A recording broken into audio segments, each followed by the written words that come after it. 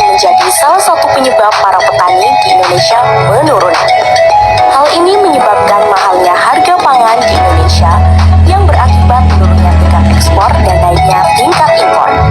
Pesatnya laju urbanisasi di pedesaan merupakan faktor lain yang mempengaruhi. Hal ini disebabkan oleh rendahnya kepemilikan lahan dan produktivitas yang berujung pada tergesernya kesejahteraan petani. Salah satu solusi dari permasalahan ini adalah beralihnya metode manual ke hidroponik. Halo teman-teman semuanya. Baik, nah sekarang kita akan membahas kenapa sih sistem hidroponik ini sangat cocok buat teman-teman yang ingin menanam namun tidak memiliki lahan yang cukup luas.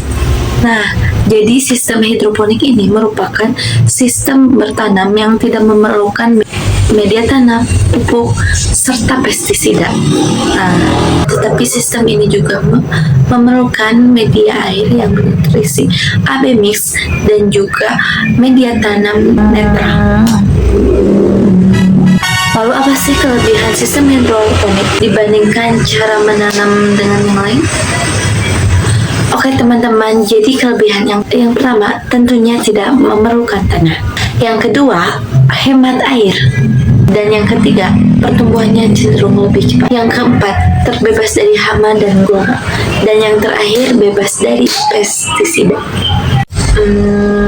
Kemudian, tanaman apa saja sih yang bisa ditanami oleh hidroponik? Oke teman-teman, jadi tanaman yang bisa ditanam dalam sistem hidroponik yaitu ada selada, ada pakcoy, ada cabai, ada bayam, ada melon, dan masih banyak lagi.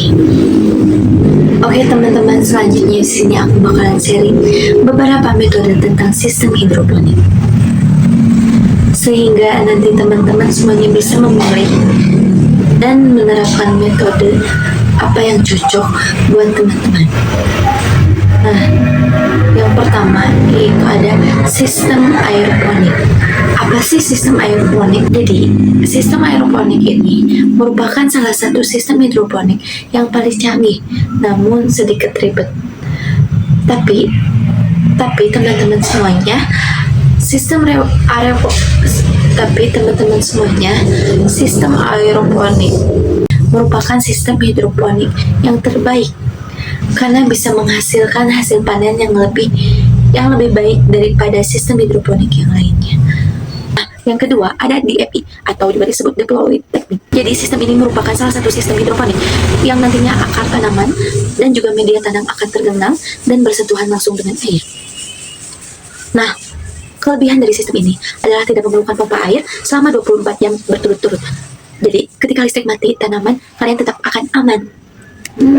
Nah, jadi kelebihan dari sistem ini adalah tidak memerlukan pompa air selama 24 jam berturut-turut. Jadi, ketika listrik mati, tanaman kalian akan tetap aman loh. Nah, yang ketiga, ada NFT. Apa sih NFT itu? Nah, jadi teman-teman semuanya, metode NFT ini konsepnya sama seperti DFT. Namun, perbedaannya NFT ini tidak terlalu tergenang air, dan minusnya NFT ini memerlukan pompa air selama 24 jam. Karena apabila pompa ini mati, air tidak akan bisa dan dapat menyebabkan tanaman menjadi mati. Yang keempat, ada metode tetes. Apa sih metode tetes itu?